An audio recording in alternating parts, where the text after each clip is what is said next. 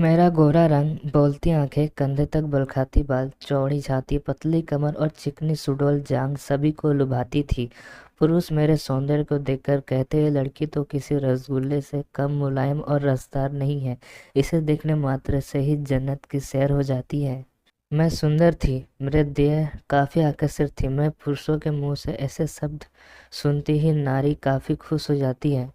मुझे अपने खूबसूरती पर बहुत आभास होने लगा। मैं कुछ न कुछ बकते रहती थी, मुझ पर तो सब मरते ही होंगे, मैं किसी का हाथ नहीं आने वाली। मैं तो आग हूँ, मुझे पकड़ने के लिए पानी बनना होगा। मैं सुंदर हूँ पर इतना भोली भी नहीं कि दूसरों की प्रशंसा सुनते ही उनके बाहों में समा जाऊंगी। मैं अभी यही सोच रही थी कि माँ की आवाज़ ने मुझे चौंका दिया। मैं जैसे सोफे से उठी, माँ मेरे सामने खड़े होकर मुस्कुरा रही थी। मेरी माँ मुझे कहीं अधिक खूबसूरत थी। वह एक प्रौढ़ महिला थी, लेकिन देखने में 21-22 की लग रही थी। वह अपने सौंदर्य और स्वास्थ्य के प्रति बहुत ज़्यादा सच थी। वह अपने मुंह से कुछ कहती तो नहीं, किंतु उसके मन के भाव से अक्सर ही मुझे लगता कि वो वेदांत अंकल को पसंद करते हैं और पापा उनके अनुकूल नहीं है। वेदांत अंकल कहाँ से आते ही और मम्मी से उनका संबंध कैसा था, इसका मेरा कोई मतलब नहीं था।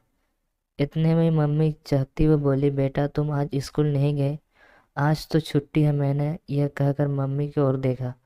आज उनकी गुलाबी साड़ी बागी रही थी। मम्मी पर गुलाबी साड़ी बहुत ही खिल रही थी। उनका रूप उसमें और अधिक दमक रहा था। मुझे जहाँ तक मालूम था, मम्मी सस्ती सवस्ती तभी थी जब वेदांत अंकल घर पर आते और या आने वाले होते हैं।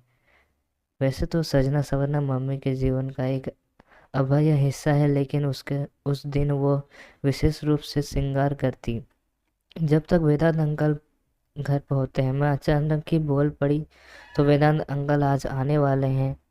मुझे मेरे समझ में ये नहीं आ रहा है कि मम्मी पापा के लिए क्यों नहीं सस्ती समझती। शायद माँ के लिए सपनों का राजकुमार पापा नहीं, वेदांत अंकल है। वैसे ये कड़वा सच है, वेदांत अंकल पापा से अधिक सुंदर और स्मार्ट है। मैंने आपको हमेशा ही सुंदर बनाए रखते हैं, कपड़े ढंग से पहनते हैं। और पापा पापा तो बिल्कुल ही ढीले ढाले व्यक्ति हैं, एक ही कपड़े में दो दो रोज तक पहन रहते हैं। सेब तभी बनाते हैं जब खुजली होने लगती है या उनको कोई टोक देते हैं। माँ तो जब चुस्त और खूबसूरत पुरुष चाहिए। वेदांत अंकल चुस्त भी हैं और सुंदर भी। इसी बीच माँ ने मुझे टोक दिया, ये लड़की तो हमेशा कुछ न कुछ सोचती रहती है। जा अपनी सहेली माधुरी से मिल के आ, वो तुम्हें कल याद कर रही थी। ये अफवाह, मैं अवाक रह गई।